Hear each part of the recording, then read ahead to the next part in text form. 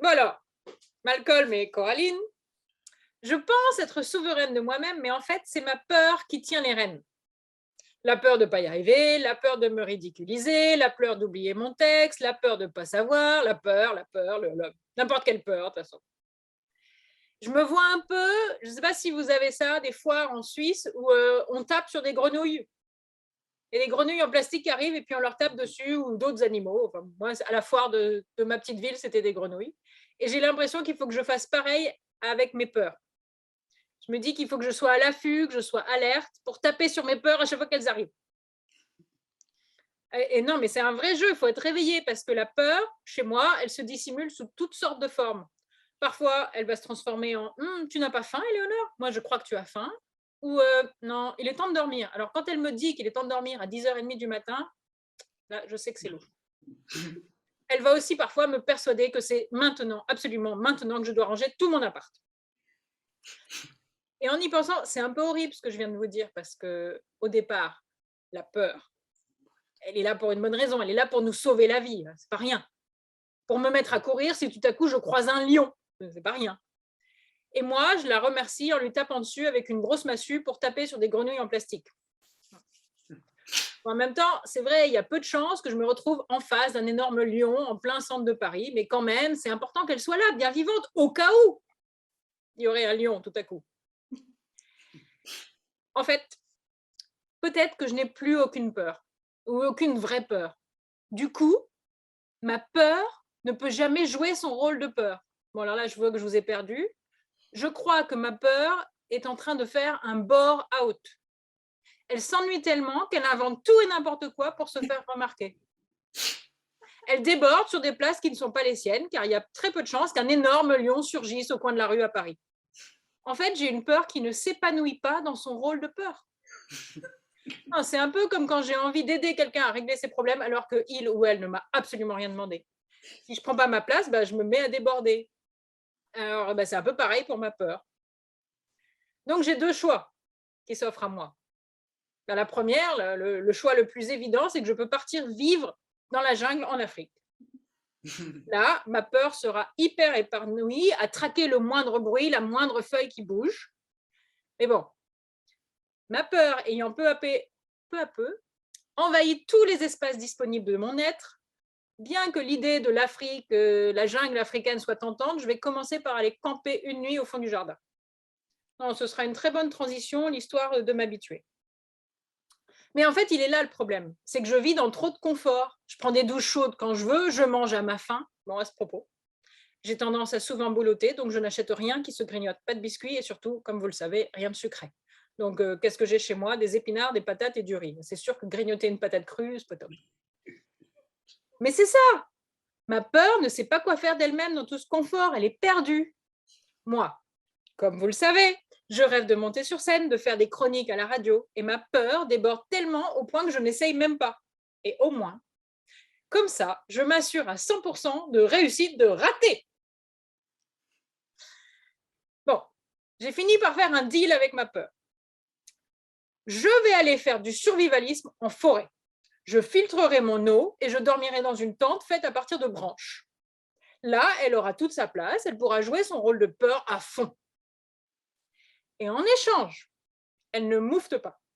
C'est-à-dire qu'elle ne me sort pas que j'ai faim, que je dois aller me coucher à 10h30 du matin, que je dois ranger mon appart, et que sais-je encore qu'elle pourrait inventer.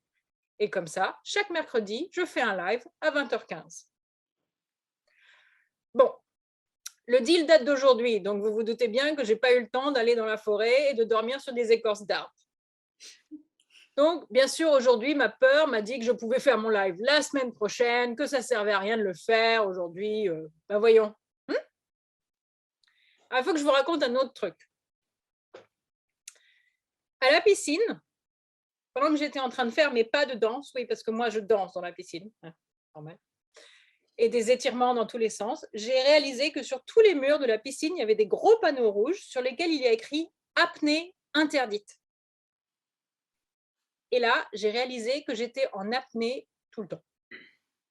Pas à la piscine, tout le temps. En fait, je respire juste assez pour que mon corps s'occupe des fonctions vitales et c'est tout. Et aujourd'hui, je faisais un dessin pour une amie, je voulais le dessiner des poumons. Ce serait une trop longue histoire de pourquoi je voulais dessiner des poumons. Donc, j'ai voulu bien comprendre comment fonctionnaient exactement les poumons. Vous saviez, vous, qu'au bout des arbres inversés de nos poumons, il y a des bronchies et qu'à la fin de ces bronchies, il y a des bronchioles. Et ce sont des mini-cellules qui touchent les veines et c'est justement à cet endroit-là qu'il y a un échange. Les bronchies, elles donnent le nouvel oxygène et les veines, elles donnent aux bronchioles l'ancien oxygène, le CO2. Et pourquoi est-ce que nos cellules ont besoin d'oxygène? Est-ce que vous savez? Pour se renouveler. Pourquoi? Pour respirer. Exactement, exactement, c'est quand même le meilleur. C'est un spectacle juste pour vous. Pourquoi? J'ai perdu mon texte. 2 secondes. Et pourquoi est-ce que nos cellules, elles ont besoin d'oxygène? Écoutez bien, pour brûler le glucose et le transformer en énergie. Et moi, pourquoi je ne peux pas manger de sucre?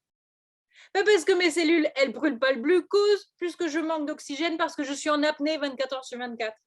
Ce qui rend ma vie excessivement compliquée, comme juste cuisiner un chili con carne est un événement ce soir. Et je ne vous ai pas parlé de faire la liste de courses en amont pour faire le chili con carne. Enfin, toute la vie est compliquée. Alors, j'ai un peu changé, mais il fallait que ça fasse partie du texte.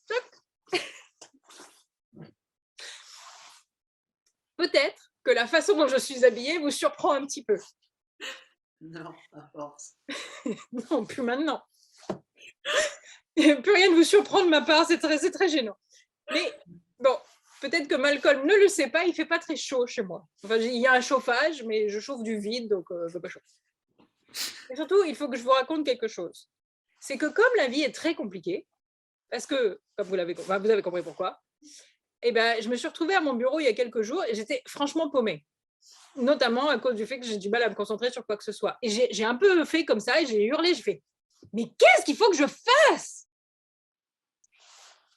Dans la seconde, bon d'accord, peut-être j'exagère, 1 minute plus tard, ma tante a frappé à la porte de mon appartement pour me demander si je voulais cette doudoune. Alors, effectivement, ça peut juste être un signe qu'il faut que j'ai chaud. Mais j'avoue, je l'ai pris pour un signe d'aller m'oxygéner les poumons en forêt. Bravo.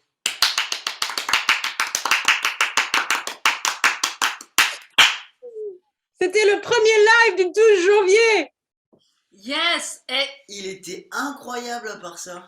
interdiction d'arrêter. Tu dois continuer.